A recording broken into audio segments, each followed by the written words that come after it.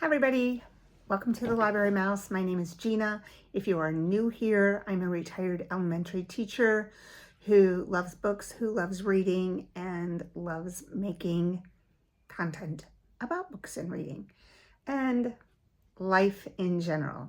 So hopefully you enjoy this video, check out my other videos, and hopefully you like it enough to stick around and subscribe. Today I'm doing a booktube tag video. I haven't done a tag video in a really long time. So this was the first one that popped up today. That it's a booktube behind the scenes tag. I'm going to put the real title in the title. I think that's the name of the tag. I was tagged by Suey over at Suey's Book Banter, and it was originally created by Robert G., reader of books. I thought this was a fun one. I had taken a month off from BookTube to take care of my husband, who was ill with stage 4 melanoma.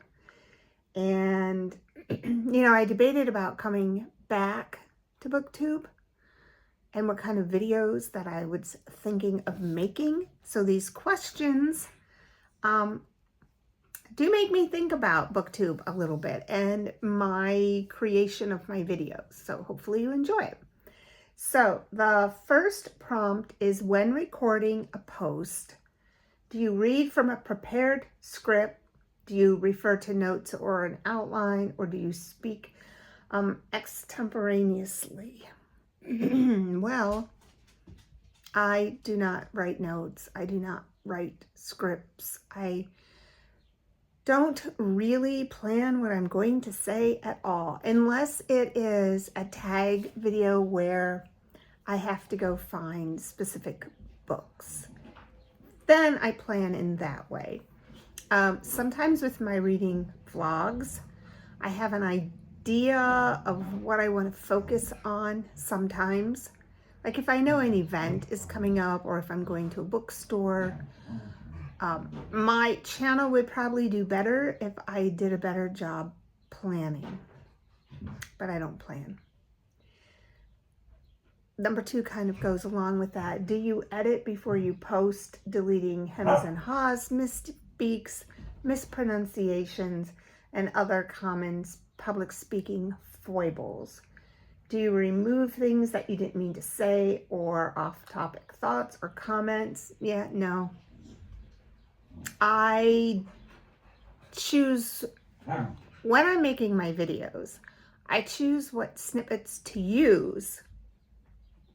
But if I'm choosing a snippet, the whole thing is going in. I don't delete hems and hums and obs and ohs. And if you watch any of my videos, you will see that those things do not get deleted. I just figure if I'm watching a video, I don't mind hearing people say those things, just because it's probably how I would talk to them in real life, or they would talk to me in real life. Have you ever edited a post after posting, and have you ever deleted an entire post? I don't think I've edited a post after posting. And I have not deleted an entire post. Not yet, anyway. I imagine that I probably will end up deleting one at some point, but so far, no. Are there certain topics you avoid, things you regard as too personal or too controversial? I try not to get into politics too much. Although from things that I have said, you could probably tell which political way I lean, but I don't create content around that. As far as too personal, I try to not divulge my exact location. If I go away somewhere, I will do a video after the fact and put it up. I try to be as pretty transparent as I can be. and still keep some privacy. I tend not to show grandkids. Every once in a while, if it's a very short snippet, but I feel like that's too personal also. Do your posts include graphics, special lighting, music, fast cuts, or other design enhancements? I like to put transitions in. I like music. I would like to learn how to I would like to learn better videography skills. There are people that I watch on YouTube, especially vloggers, who really have a great sense of story and how to film to get a certain vibe or a point across, and I would like to learn how to do that. The next prompt, number 6, do you have a target number of posts each week? For a while I was shooting for 2. See, I'm going to yawn and I'm not going to edit that out. I was shooting for 2. If I get 1 up, I'm happy. If I get 2 up, I'm even happier. I feel like the YouTube algorithm doesn't really give a crap how many I post because they just don't share my videos with anybody.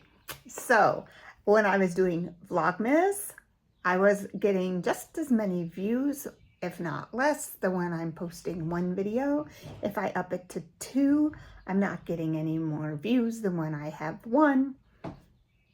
So you know what? It is whatever I am in the mood to do, because it doesn't seem to matter. Are there certain themed posts you contribute to regularly, such as Poetry Thursday or What Are You Reading Wednesday? No. I have not heard of What Are You Reading Wednesday. I might do a post. I might do that. That would be a nice, simple, quick little post that I could do. I don't read a lot of poetry. It's not that I don't like poetry. I just never think to read poetry. I was trying to do my own posts. I was doing a middle grade Monday, but that didn't really, people did not respond to that. And then I was like, I didn't love it enough to keep doing it just for myself. How important to you is the number of subscribers?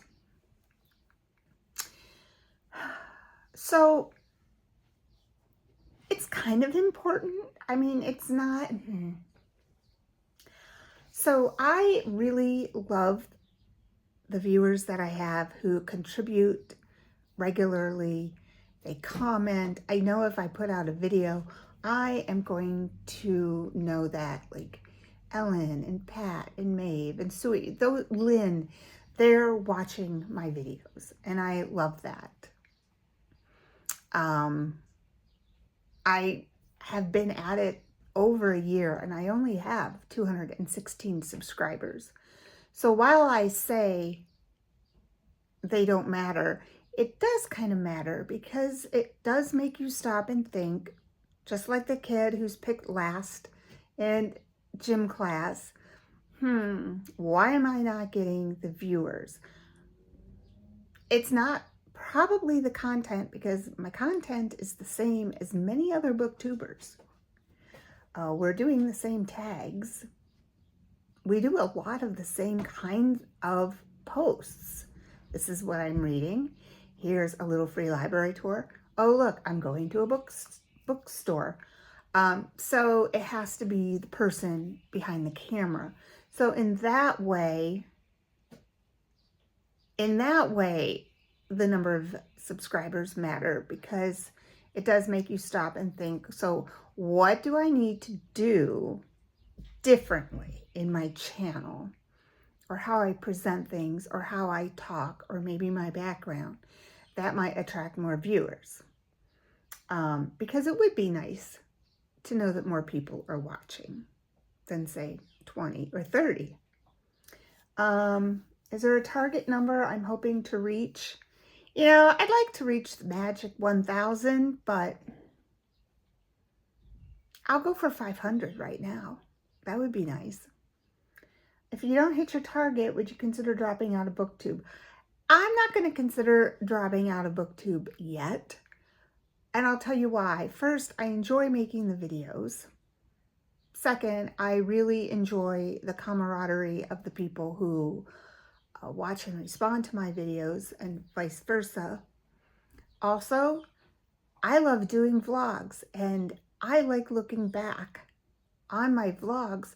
They're almost like, well, they're like video diaries to me.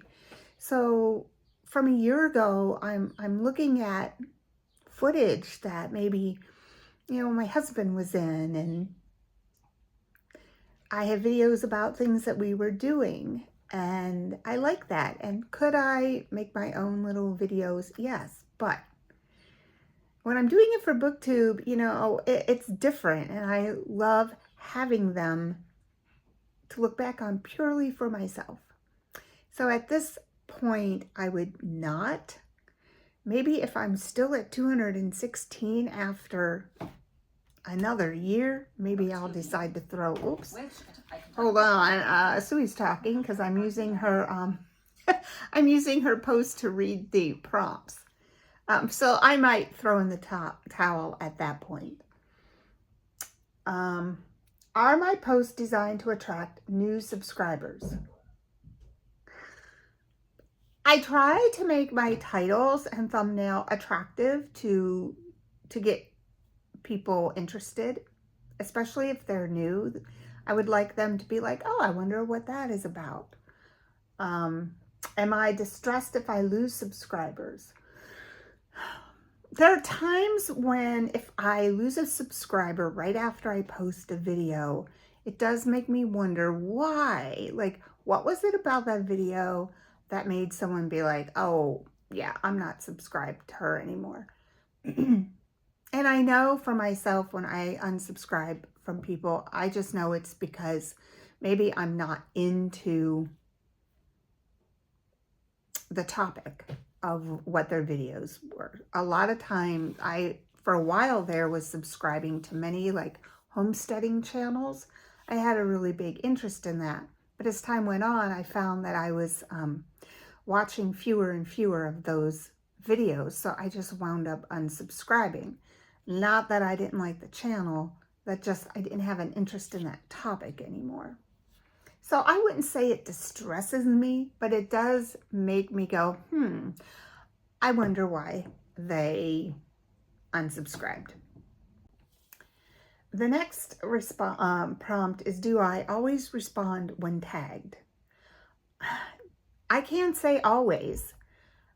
I'm trying. I have a little book and I write down the old-fashioned way. I write down the tags, who tagged me, who's the creator, and all of the prompts. And then as I finish them, I mark them as done. So do I respond to every tag? Not in a timely manner, but my goal is to respond to all of them. Do you respond to viewers' comments? Yes, I do.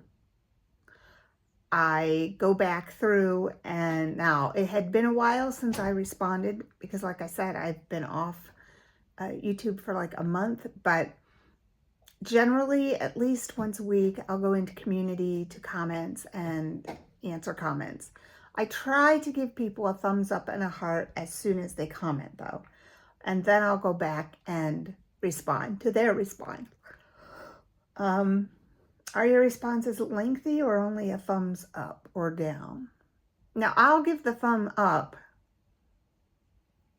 I've never given a thumbs down for a response. I guess that's a good thing. So I try to give the thumbs up like as soon as I get my notification on my phone, if I have a chance to go in and really quick give a thumbs up and a heart, just so that person knows that I saw them. And then when I do respond, I try to write like a sentence or two at least. Have you ever blocked anyone from viewing or commenting on my posts? No, thankfully not yet. I have not needed to, and hopefully I never will need to block anyone. That would really stink. YouTube so far is the only, I mean, I've blocked people like on Facebook and Instagram for my private accounts, but not from BookTube. And then tag some BookTube friends. I will tag you below. Hopefully you have not done this tag, but if you have, that's okay. I'm going to comment and tag anyway. So that was my very, very quick answers to these prompts for this tag, and this was actually a lot of fun. So hopefully you enjoy it, and I'll see you on the next video. Happy reading.